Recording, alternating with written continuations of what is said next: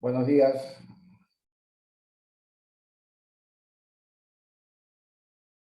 Buenos días, doctor. Buenos días, Silvia, David, Buenos días, doctor. Gloria Belis, Arteaga, Buen día, doctor. Vivallas, Renato Bravo, Carlos Borja, Carlos Villalta, Jocelyn, Brian, buen día, Guillermo, Buenos días, doctor. Rebeca, Byron, Arley, Daniel, Emilio, Cristian, Jocelyn, Javier Escudero, Diego Pico, Carelis, Ils, Sheila. Buenos días con todos ustedes. Buenos días con Diego, con Nicole, con Melanie, con Robert.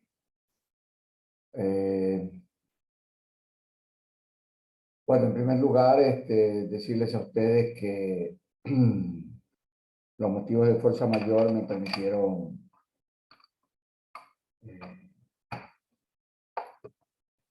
no darles clase en estos días porque tuve un problema familiar, pero bueno, yo creo que el camino tiene que seguir y vamos a seguir. Creo que hoy nos toca la última clase. Para mí, créanme que es un verdadero orgullo haber sido profesor de ustedes. Hoy voy a hablar sobre diabetes, voy a intentar hablar yo, ustedes escuchar. Voy a intentar. Ashley Reynoso, buenos días. Luego converso con usted por el chat, ¿sí? Y pues siempre es un gusto para los profesores tener alumnos y verdaderamente pues ahora que el tiempo ha pasado, que el tiempo ya se ha consumido y que ahora estamos en una de las últimas clases. Digo la última clase porque yo no sé si probablemente truene y yo relampagué el día lunes, les pueda dar una clase en las noches para ver si que vemos ovarios poliquísticos, que me interesa mucho que vean, que sepan, que dominen amenorreas y probablemente pues algún tema relacionado con hiperplasia suprarrenal congénita. Porque me van a faltar el tiempo. Yo creo que ahora voy a intentar otra vez reagrupar un poco el conocimiento que daron.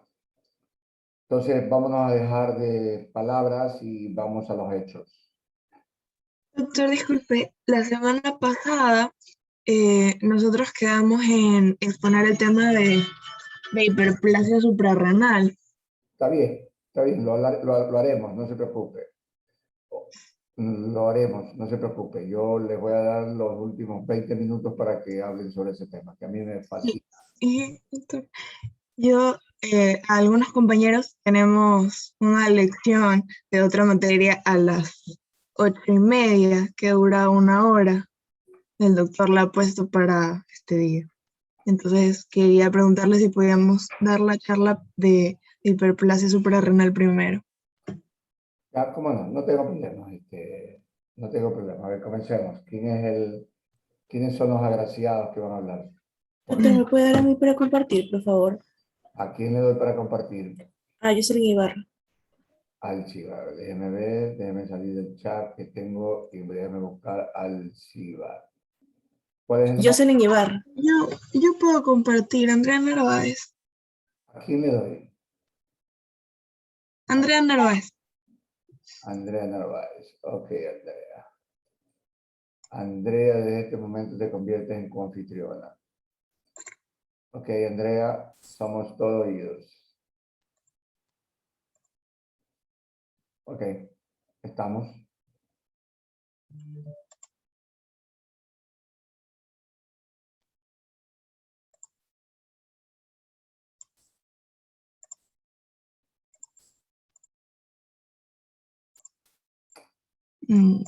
Ok. Ya.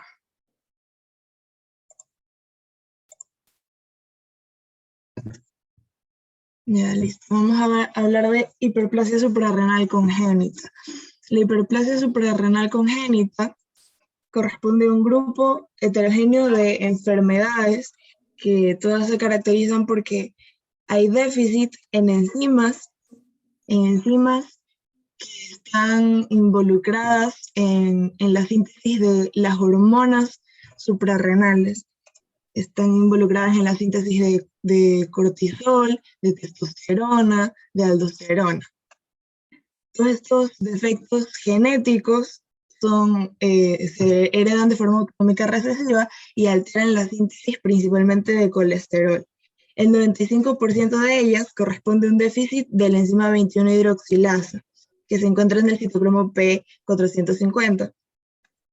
Entonces, el problema es que el déficit de colesterol, por medio de un mecanismo de retroalimentación negativa, va a aumentar la síntesis de ACTH, y esto va a provocar la hiperplasia suprarrenal. Entonces, esas son las hormonas que se alteran. El cortisol, que ya sabemos que regula la respuesta del cuerpo a las enfermedades o al estrés, y los mineralocorticoides y los andrógenos. Hay formas clínicas, la clásica y la no clásica. La clásica es la forma más grave. Ocurre un caso en cada 10.000 o 20.000 nacidos vivos. Y la forma no clásica, que es una forma más moderada, ocurre en 1 por cada 200 o 1.000 personas. Y esta es la fisiopatología.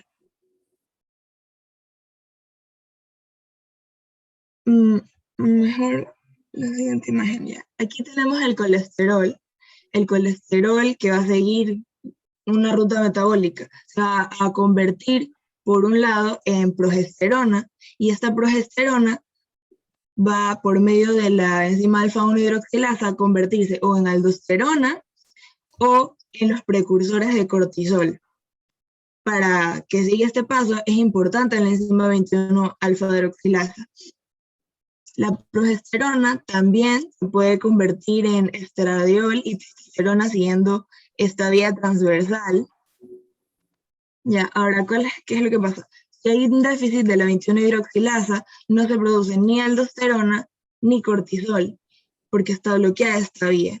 Y esta vía que convierte el colesterol en hormonas andrógenas va a estar aumentada. Entonces se va a aumentar la 17-OG pregnenolona, y se van a aumentar los andrógenos, con déficit de aldosterona y cortisol, causando la insuficiencia suprarrenal y la secreción muy grande de estas hormonas andrógenas que provocan hipervirilización. Entonces, aquí están las formas clínicas. La forma grave o clásica, que se desarrolla desde de la vida dentro del útero. En la época fetal ya existen manifestaciones. Y las formas moderadas no clásicas, debido a que no es tan fuerte la clínica desde el principio, se va a detectar el diagnóstico ya sea en la infancia, en la adultez o incluso en la etapa adulta. El 95% de los casos es debido al déficit de esta enzima. Entonces, como no se va a poder transformar la 17-8-progesterona en 11-desoxicortisol, no va a haber mucho cortisol y se van a acumular las enzimas andrógenas. Entonces, en la forma clásica de esta enfermedad, va a haber una pérdida salina debido a la deficiencia de cortisol, y esto puede provocar crisis de pérdida salina. Entonces, el paciente, desde la época fetal, un neonato, a la segunda o tercera semana, no va a poder tener esta homeostasis del sodio, puede conducir a una hiponatremia, una hipoglucemia, e incluso, y que esto prosigue hacia una deshidratación grave que puede llevar al neonato a un shock. Entonces, por eso es importante estar atento. Y la pérdida salina es de la forma clásica, es la forma más grave. De ahí tenemos una forma clásica viralizante simple, donde la característica es que las niñas crecen con el clítoris hipertrofiado, o incluso esta virilización puede ser tan grande que se puede llegar a confundir a las niñas con varones, se confunde el sexo. Eso es en la forma clásica del déficit de la enzima 21 hidroxilasa. Ahora, en la forma no clásica, puede haber síntomas de una hipertrofia del clítoris, pero tal vez estos síntomas no sean tan pronunciados como en la forma clásica. Puede ser una forma crítica, significa que tiene pocos síntomas, oligosintomática, y entonces eso causa la demora del diagnóstico hasta la adolescencia o la adultez. Y aquí tenemos las características de la forma clásica, tanto la forma de pérdida salina, empieza el bebé segunda o tercera semana con vómitos, ausencia de ganancia ponderal, su deshidratación que lo puede conducir al shock. Y la forma clásica viralizante simple, que no es tan grave, con la virilización prenatal. Y en la forma no clásica, estos son los síntomas que pueden aparecer en la infancia. Pubarquia prematura, o sea, el crecimiento del vello púbico prematura antes de los 8 años en las niñas y antes de los 9 años en los niños. Piel grasa con acné, alteración del crecimiento y de la edad ósea con afectación variable de la talla adulta y se hipertrofia el clítoris en las niñas. Si es que los síntomas aparecen en la adolescencia o adultez, van a presentar las chicas una irregularidad en su ciclo menstrual, hirsutismo, calvicie, ovario poliquístico, acné e infertilidad. Hay déficit de otras hormonas que también forman parte del espectro de la insuficiencia de la hiperplasia suprarrenal, pero no son tan comunes, ocurren solamente en el 5% de los casos. Entonces, en el diagnóstico, ¿cómo se lo realiza en el recién nacido? Tiene que haber un programa de detección precoz para el cribado y de esa manera sospechar que tiene hiperplasia suprarrenal debido a la deficiencia de la enzima 21 OHD, si es que hay una pérdida salina en las primeras semanas de vida, o sea, el neonato a las 2 semanas empieza a vomitar, empieza a deshidratarse. Si hay unas niñas viralizadas de nacimiento, por ejemplo, la hipertrofia del clítoris, o si hay niños con inicio de virilización. Y el diagnóstico se basa en el análisis esteroideo previo al bloqueo, o sea, se mide la enzima que está arriba del bloqueo, o sea, la 17 OHP, la 17 progesterona. Si esta se encuentra en niveles elevados, entonces eso me dice que está bloqueada la vía enzimática de producción de aldosterona y cortisol. Ya, vamos a continuar. Entonces, como estaba explicando Andrea, estas alteraciones pueden ser detectadas en un tamizaje neonatal y es importante saber que este debe hacerse a las 48 horas. ¿Por qué? Porque en las primeras 24 horas de vida pueden resultar pruebas falsamente positivas. Asimismo, cuando presentan otras enfermedades congénitas, los neonatos también puede encontrarse alterado a nivel de la enzima 17 hidroxiprogesterona, entonces también puede dar un falso positivo.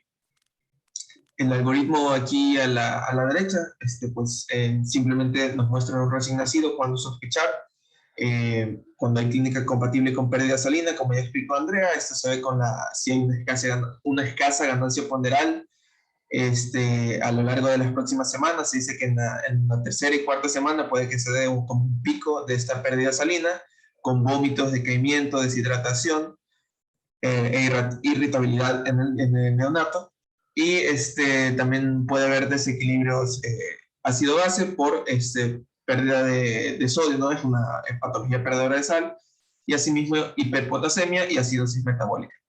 En cambio, en las niñas se puede evidenciar, como ya explicó también Andrea, por genitales ambiguos o un aumento bastante evidente del tamaño del clítoris.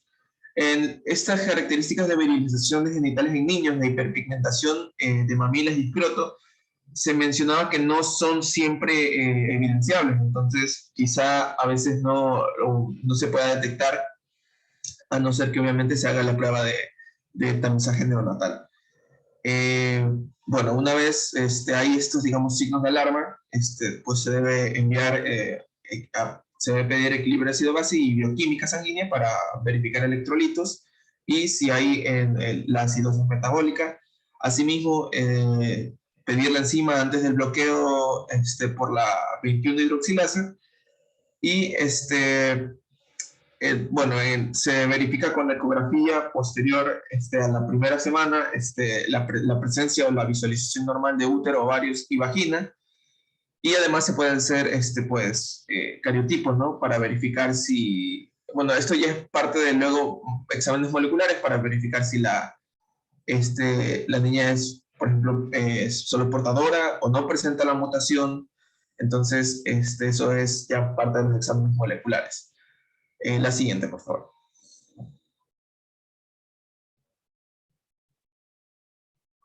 Ya, en el adolescente el diagnóstico es igual que en la infancia y se diagnostica igualmente por la medición de la 17-hidroxiprogesterona a horas tempranas. Se puede administrar 250 gramos por metro cuadrado de ACTH. ¿Por qué? Porque si vimos el mecanismo era una retroalimentación negativa, ¿no? Entonces, si nosotros le administramos ACTH, van a incrementar esos niveles también de 17-hidroxiprogesterona. Y bueno, nos mencionaba la literatura que más allá de 15 nanogramos por mililitro se considera positivo y más allá de 50 requiere inicio de tratamiento de la forma más temprana posible.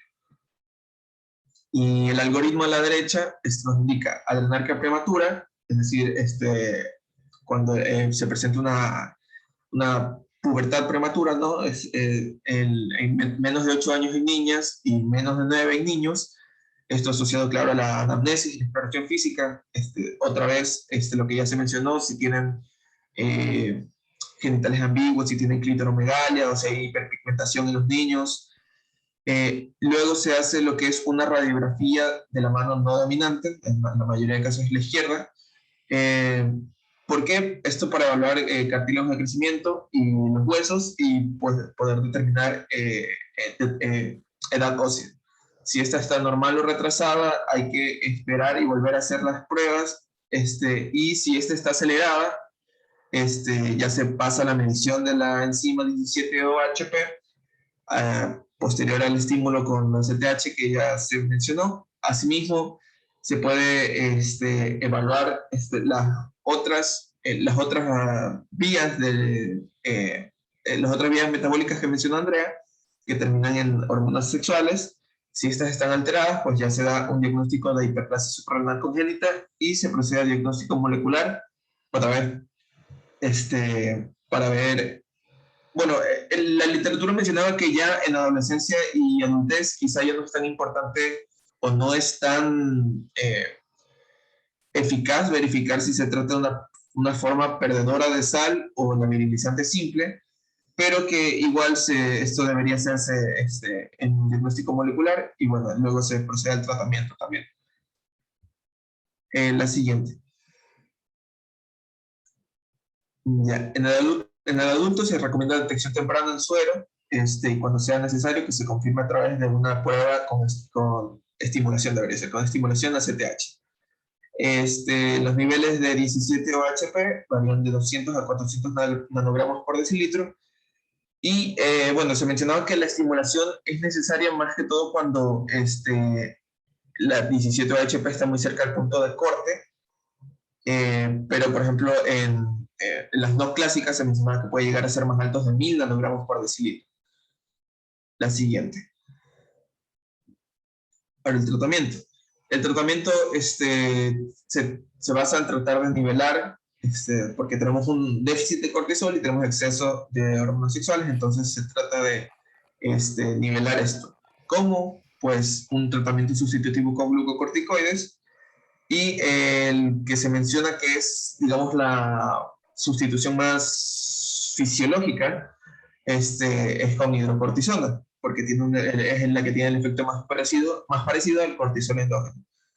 Entonces, se menciona que por esto minimiza afectación sobre el crecimiento de manera efectiva y sobre otros efectos adversos, porque recordemos que el problema con esto esta enfermedad, aparte obviamente al neonato, la crisis que le puede dar perdedora de sal, es también el efecto que va a tener sobre el crecimiento y los genitales, sobre todo para la adolescencia y la edad adulta. Porque si bien estos niños van a entrar a la pubertad prematuramente, el crecimiento final va a ser mucho menor, es decir, se van a quedar cortos de estatura, aunque empezaron antes la pubertad. Asimismo, pues van a tener problemas con los genitales si tienen genitales ambiguos.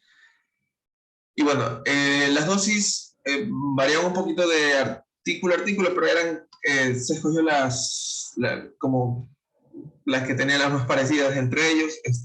La dosis diaria total de hidrocortisona de 10 a 15 miligramos por metro cuadrado por día en la infancia, variable en función de la edad, y adolescentes y adultos pueden ser tratados con dosis moderadas de prednisona, en cambio, mencionaba 7.5 miligramos por día o 6 miligramos por metro cuadrado por día, o con dexametasona, aunque la dexametasona en algunos algoritmos se guardaba simplemente para la estimulación o para los procedimientos experimentales en intrauterinos, que ya lo vamos a ver. O sea, cuando todavía no ha nacido el niño, también se puede administrar dexametasona en la madre para tratar de evitar que se manifieste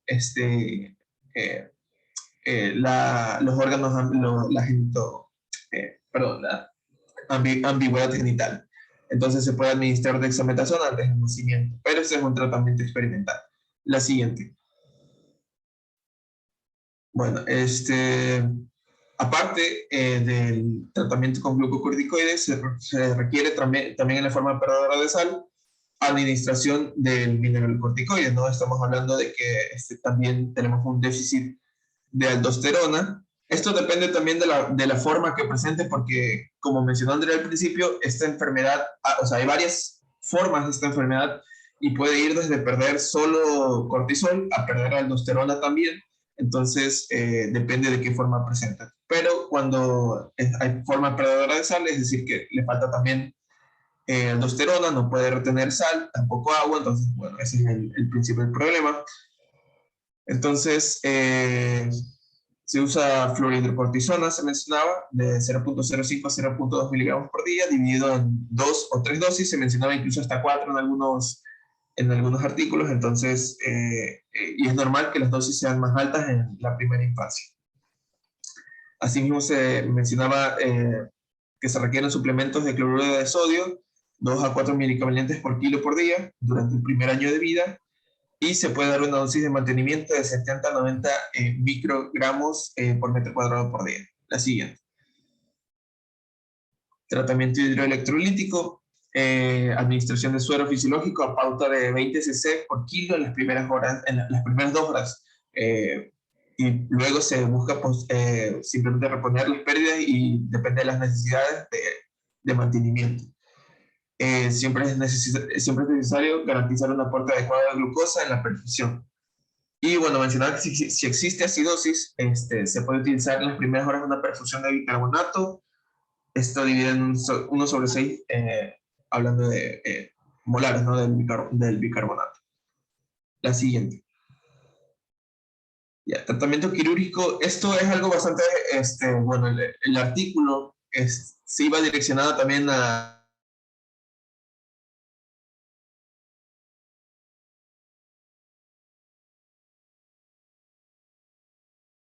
Sí, Jorge.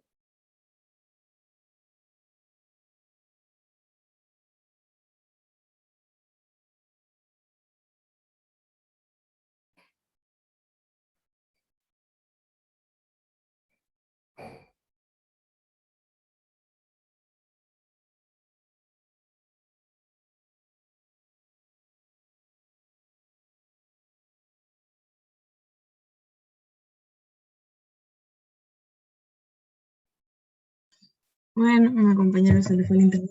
Continuamos. En la actualidad, la virilización de los genitales se puede tratar con una reconstrucción quirúrgica. Puede ser una clitoroplastia o vaginoplastia. como se observa en las imágenes de aquí. El objetivo es la corrección completa de los genitales externos antes de que el niño cumpla los 2 años, en un centro de referencia con experiencia especializada. Ya regresé, perdón.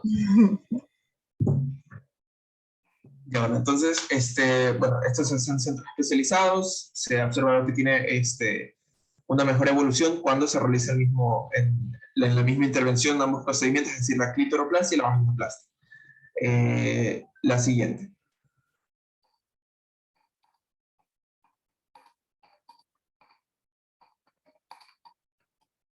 Siguiente.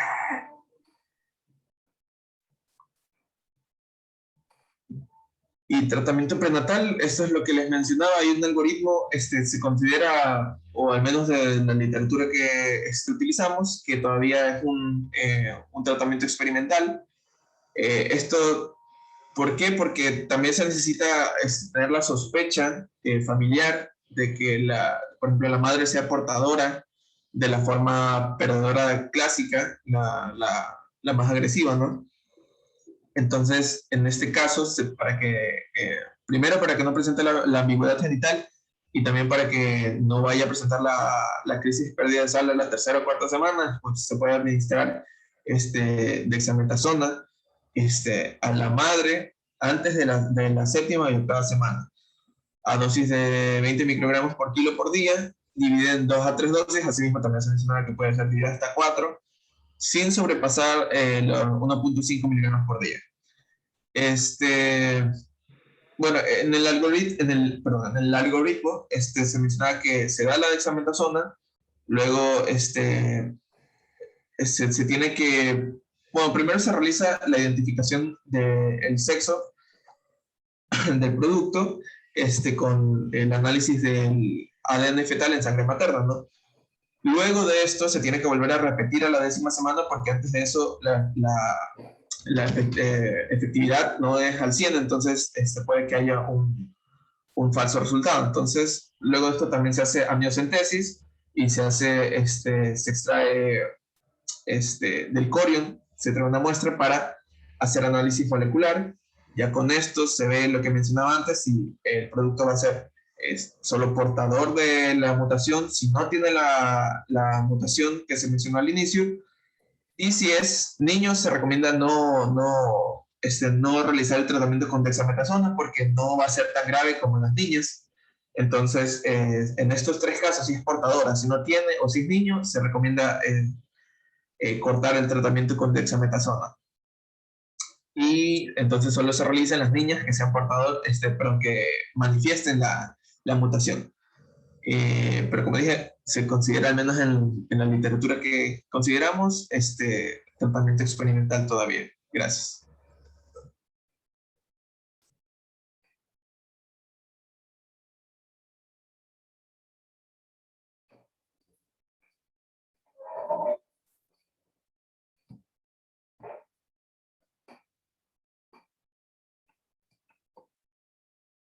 Bueno, no sé si se me escuche, no se me escucha, creo, ¿no? Sí, doctor. Sí, doctor, ahora sí. Se me escucha, lo que no puedo hacer es el video porque no sé por qué motivo mi video se ha quedado out. No me da luz el video. Bueno, yo les voy a compartir lo siguiente a ustedes.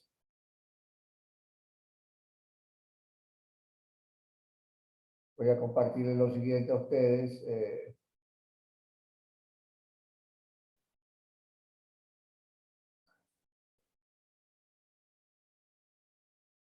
Voy a dejar de compartir.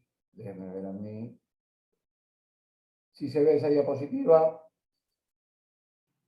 Sí, doctor. Sí, doctor. Perfecto, no importa que no me vean, no soy importante yo, lo importante es esto.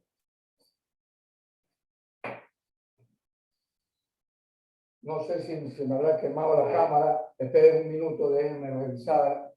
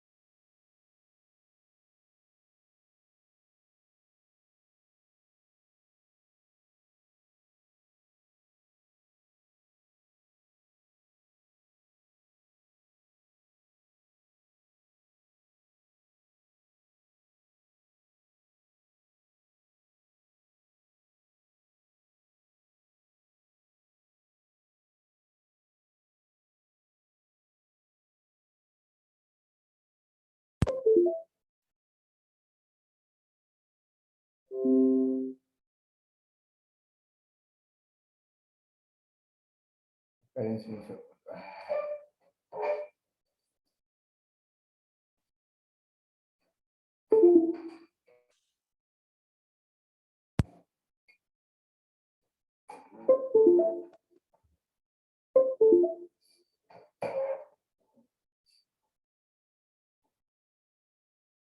¿Me escuchan? ¿Sí me escuchan? Ok. Sí, doctor. Gracias. No puedo prender la cámara, desconozco el motivo, causa, razón o circunstancia. No lo sé, de un momento a otro se me apagó y me dijo que no me la reconocía. Ahora estoy en el mismo problema, pero bueno, por la cara de felicidad de Sheila, dice, bueno, por fin lo veo al doctor. No se preocupe, Sheila. Ya le mandaré una foto. Bueno, vamos a ver, miren. Ya vamos a hacer la hiperplasia suprarrenal congénita, engloba todos los trastornos hereditarios de la esteroidogénesis suprarrenal del cortisol. El déficit de cortisol es un hecho común a todas ellas y produce por un mecanismo de retroalimentación negativa un aumento en la producción de hormona ACTH y secundariamente una hiperestimulación de la corteza adrenal, motivando una elevación de los esteroides previos al bloqueo. Ya lo voy a explicar. Esto se lo voy a poner en mayor.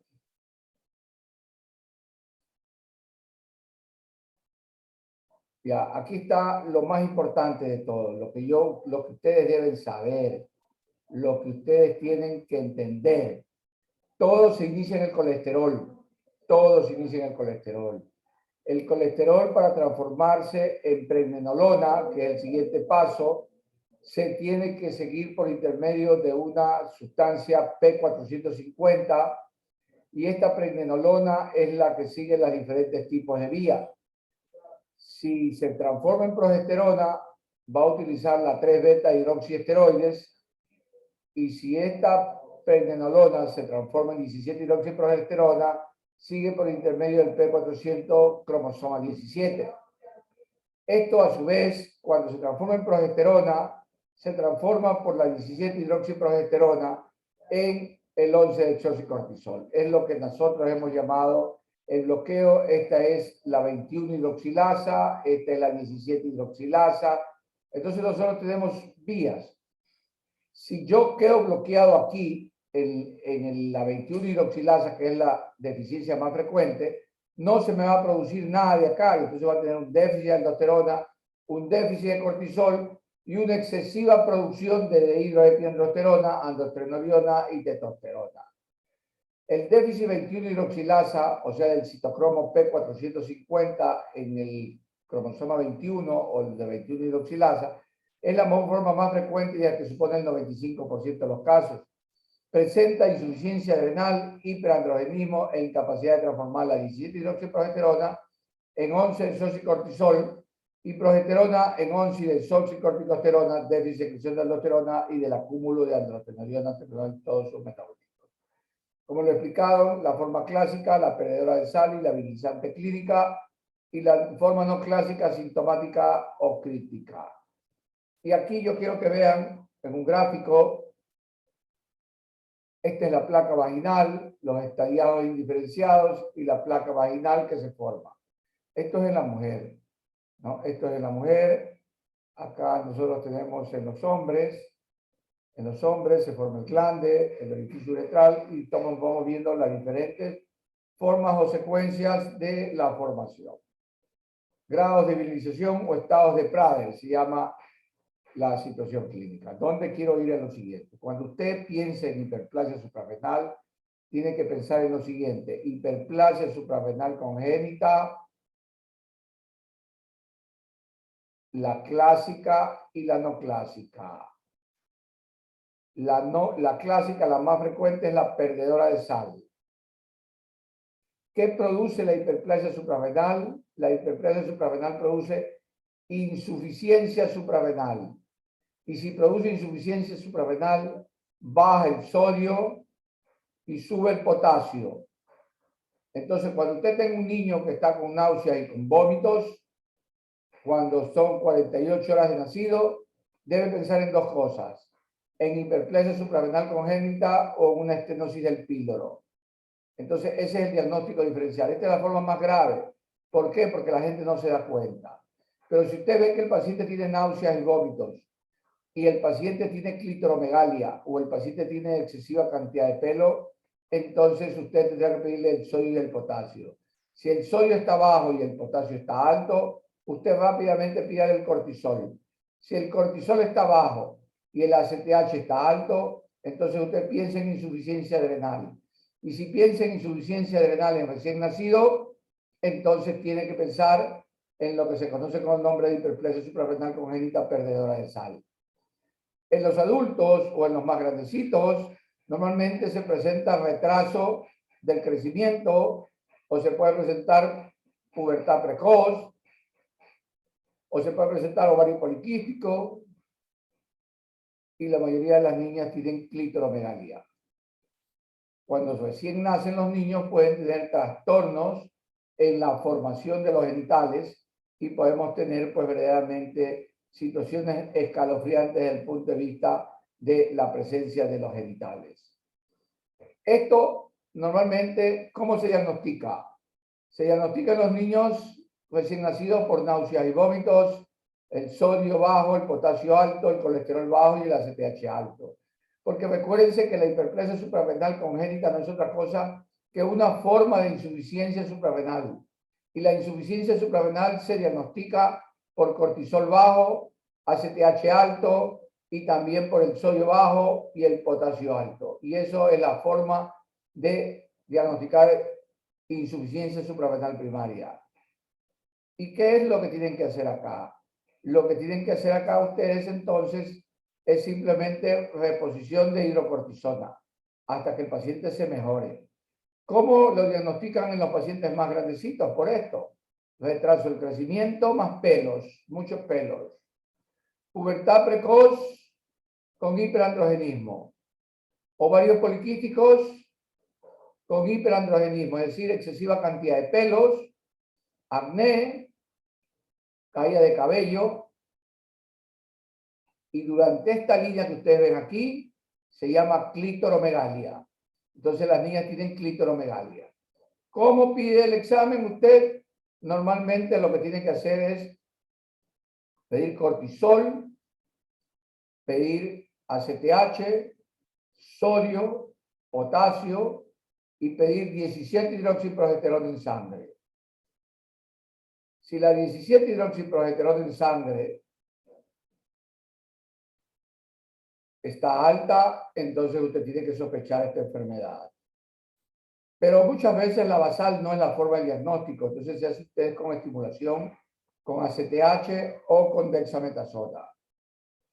Como el paciente tiene insuficiencia adrenal y usted le está dando cortisol, entonces el paciente aumenta el ACTH. Y al aumentar el ACTH se aumenta el bloqueo y por lo tanto se produce más 17 hidroxiprogesterona. Entonces, a los 30 minutos y a los 60 minutos, la 17 hidroxiprogesterona que está en 2 o en 3, se le sube a 10 o se le sube a 12 o a 15 y usted dice diagnóstico hecho de hiperplasia suprarrenal.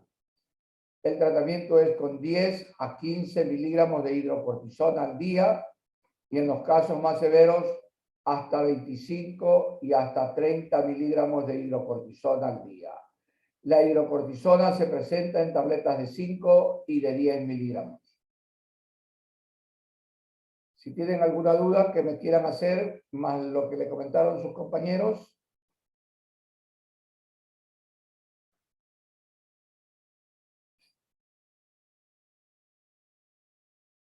¿Ninguna duda?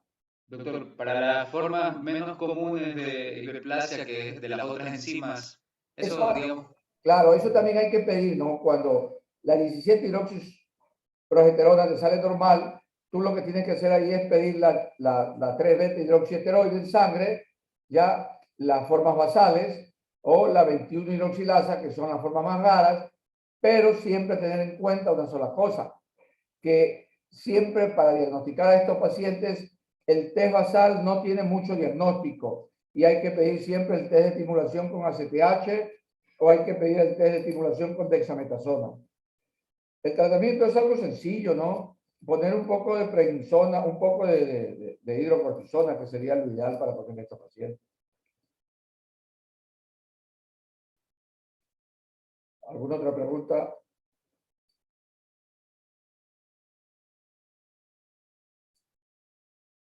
Y tengo otra cámara de video, pero bueno, ustedes no la van a ver pero no me coge, no sé qué pasa. El Zoom no me coge la cámara de video. ¿Alguna otra pregunta? Hiperplasia suprarrenal congénita, siempre piensen, cuando son niños, en hiperandrogenismo, cuando los niños tienen muchos pelos o tienen testículos no desarrollados o tienen también lo que nosotros llamamos clitorquidia, o las niñas tienen una vagina que no se abre, o simplemente tienen o testículos en vez de ovarios, o cuando las niñas tienen muchas veces retraso del crecimiento y tienen muchos pelos, cuando las niñas tienen el clítoris muy grande. Entonces hay que pensar cuando tengan pubertad precoz, y en las niñas más grandes, como ustedes, hay que pensar cuando tienen ovario poliquístico y tienen el clítoris grande. Eso es una de las causas, verdaderamente. Hace un par de meses diagnosticamos en el hospital a uno, el ginecólogo me llama y dice, hermano, tengo una muchacha que se enferma bien, pero tiene muchos pelos y te la voy a enviar para que la veas. Y yo le digo, espérame ahí que voy allá, porque era en el hospital. La fuimos a ver y yo le digo a la niña, porque ella estaba con su mamá y la mamá no dejaba que le examinen. Yo le digo, niña, ella era una niña de Guaranda, una niña más o menos de unos 70, flaca, delgada, alta.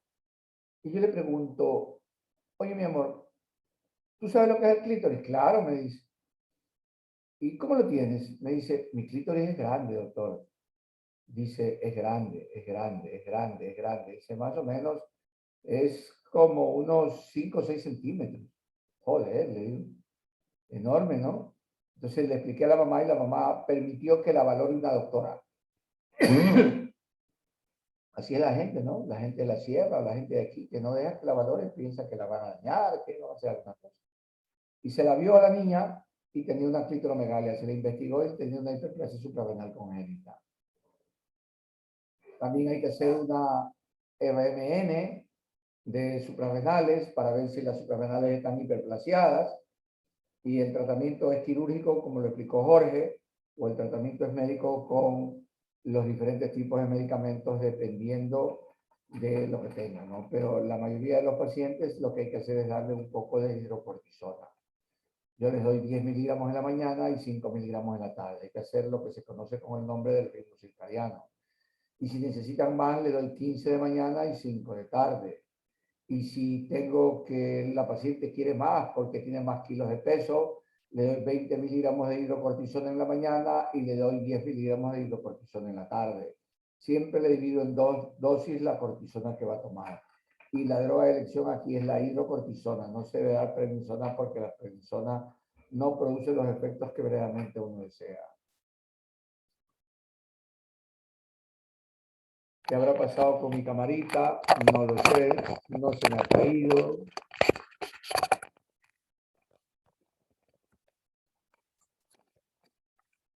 Bueno. No se puede sacarme video, por favor seleccione otra cámara de video. No tengo otra cámara de video. Configuración del video. Cámara de video, dice cámara, retocar mi apariencia. No, eso no me importa mucho. Mostrar No, video. doctor, el Zoom está así porque a mí también me pasa. Y lo único que leí es que se podía desinstalar o si no reiniciar la computadora. Porque yo también no puedo prender la cámara, la tengo prendida, pero no me la reconoce. Ya, entonces hagamos una cosa.